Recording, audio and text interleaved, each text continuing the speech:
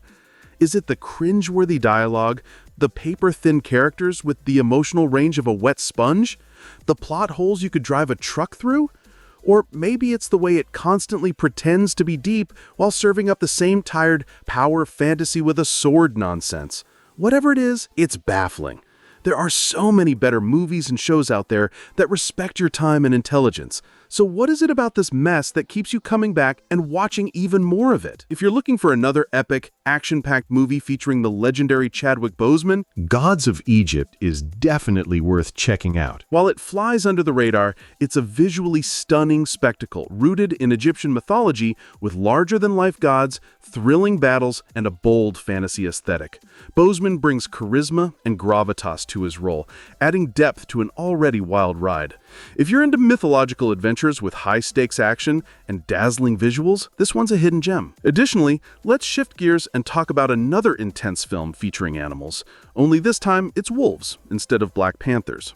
The Grey is a gritty, emotionally charged survival thriller that delivers raw tension, brutal realism, and a haunting atmosphere. In The Grey, oil workers get stranded in Alaska after a plane crash, and they get hunted by a pack of wolves. In this video, I'll show you how to survive. The movie begins with sniper John Otway killing grey wolves that are attacking oil workers. John boards a plane to Anchorage. There's a massive storm and the plane crashes. There are lots of different ways to increase the likelihood of surviving a plane crash. The safest place to sit on a plane is behind the wings in the back of the aircraft. Passengers who sit in the back have a 40% higher chance of surviving compared to passengers who sit in the front rows. Picking an aisle seat should also be safer than a window seat. Another method is to keep your seatbelt on at all times. We see John doing this in the movie, so he was prepared. The characters also needed to stow away all of their loose items and brace for impact. They should have their feet flat and cradle their head against their knees. A lot of this information should have been explained during the pre-flight safety speech. The airline should have also looked at the weather forecast and canceled or delayed the flight due to the storm. Only John and a few other passengers survived the plane crash. The plane is in pieces. A guy is dying and John comforts him as he passes away. There wasn't much that could have been done about this guy. His injuries were too severe, so he wasn't gonna make it. John says that they should start a fire and find food. Then when daybreak comes, they should start walking, because nobody is going to find them out here. This is a bad decision. It's better to stay put. Whenever you're lost in the wilderness, you should stay in that particular area, because that's where the rescuers will be looking. The characters could use pieces of the crashed plane as shelter. Additionally, there's no guarantee that you'll find a better place elsewhere, so that's another reason why it's better to stay here. If the characters are going someplace else, then they should leave a note or something, explaining where they're headed. In case any rescuers find the wreckage of the plane, the characters should be able to find a lot of supplies. It's required by law in Alaska for aircrafts to carry emergency equipment, such as an axe or hatchet, a first aid kit, a knife, a fire starter, a sleeping bag, and wool blanket. During the night, John sees a flight attendant moving. However, it's a wolf eating the dead body. The wolf attacks John. The other people come and the wolf runs off. John shouldn't have tried to fight the wolf. He should have backed away slowly. The flight attendant was already dead, so it's not like John could have done anything about it. If the other people didn't come, then John probably would have died, since it's very difficult to win a fight against a wolf. John should also not make eye contact with the wolf, because they might interpret this as a challenge and attack him. Instead of fighting the wolf, John should have tried to scare it away. He can do this by yelling loudly and throwing rocks at it. The more intimidating you are, the less likely a wolf will attack you. It's also important to never turn your back on a wolf. John sees a guy looting the dead bodies. He gets angry and threatens to beat him up. John shouldn't antagonize other people. In a survival situation, you have to work together to survive. The dead guy wasn't going to use the money, so someone else might as well take it. They could even use the money as kindling and burn it. A pack of wolves approaches the characters at night. Wolves are scared of fire, so the characters could try to create a ring of fire around the crash site. The characters take turns keeping watch at night. A guy gets killed and nobody else hears it. They should have kept watch in pairs, in case something happened to one person. Wolves don't normally attack people. They're just looking for an easy meal, and wouldn't bother to attack any humans. In fact, wolves are shy animals. They're afraid of humans and usually avoid them whenever possible. Wolves are naturally aggressive towards humans, and wolf attacks are very rare. There have only been a handful of fatal wolf attacks in North America for the past 100 years. Only wolves that can't hunt natural prey would hunt humans, and that's not the case for the wolves in this movie. John and the others find the dead guy's body in the morning. John suggests that they should head for the tree line, since the wolves are going to attack again. John says that they should take the wallets of all the dead bodies, so they can return them to their families. This is a waste of time and effort. They have better things to do and should save their energy. The airline company should already have a list of all the passengers, so they should know who was on the plane. The characters walk towards the forest. One guy falls behind and the wolves kill him. The characters should have stayed together. There's safety in numbers. Wolves are much less likely to attack a group of people. The guy who fell behind should have said something and alerted the others. The wolves attack the characters as they run for the trees. They roll down a hill and avoid the wolves. It's practically impossible to outrun a wolf. Wolves can run up to 40 miles per hour, which is a lot faster than humans. The characters quickly create a fire to ward off the wolves. John made sure to collect some fuel earlier. This is a good strategy. As stated before, wolves hate fire. John plans to kill the wolves one at a time. This isn't gonna work. There are a lot more wolves than people, so they're severely outnumbered. It would be smarter to avoid the wolves entirely, since the characters aren't gonna kill all of them. The characters create makeshift spears. A wolf attacks one of the characters, but the others are able to kill it. John says that it's an omega wolf, sent in by the alpha wolf to test the characters. The characters cook the wolf, and they eat the meat. It doesn't taste very good, but it's better than nothing. At least the characters won't starve to death. A guy cuts the wolf's head off, and he throws it at the pack. This is a bad decision, because it just provokes the wolves. A character dies of hypoxia. They needed to get to a lower altitude. The characters go to the edge of a canyon. They secure a line to a nearby tree, and traverse the canyon. One of the characters gets his foot caught on the hook. He should have been more careful. The rope breaks and the guy falls to the ground. He starts hallucinating his daughter. In reality, the wolves kill him and drag him away. Another character falls from the tree and he injures his knee. It would have been safer to just stay in the tree for the time being. Wolves can't climb trees, so they shouldn't be able to reach the characters. The last three characters walk to the river. The guy with the injured knee can't walk any further. He accepts his fate and the other characters leave him behind. They should create a crutch for the guy, instead of leaving him behind. It's also nice of the wolves to not attack the characters, while they're having this heartwarming moment together. The wolves chase the remaining two characters. A guy falls into the stream. He's swept away by the current, and gets stuck under the surface. John is unable to save him and he drowns. The guy's foot was stuck, so John should have tried to move that instead of his whole body. Moreover, John shouldn't have tried to save the other guy at all. He would have gotten hypothermia from the freezing water and died. It was already too late for the guy the moment he got stuck.